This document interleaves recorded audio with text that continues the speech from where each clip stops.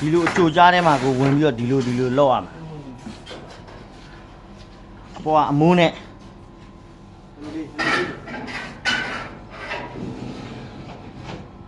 ဖိုက်တောင်အဲ့လိုလေးကဲ့ထဲ့နေရတာအစင်နေပြေးမနေဘူးအော်နှုံးနေရမိုက်တယ်ကွာခေါင်းမတောင်ကတ်ကွာကုန်မြကုန်မြူထဲ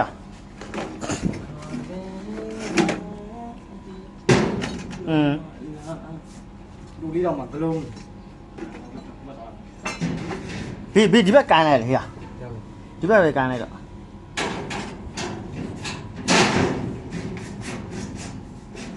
ဒီပါကွာလူကြီးနေအမ်ဘာရိုင်လို့ညီဘိုးကတော့ဘိုးကတော့လူတော့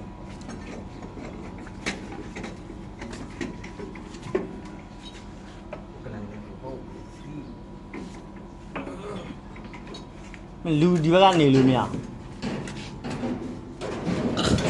ဒီအတိုင်းရှူသွား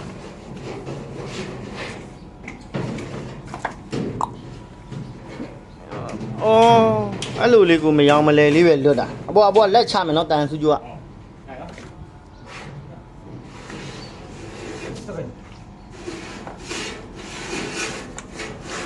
ရှင်းတဲ့ကြက်ထဲဆိုတာဒါပြောရရှိမယ်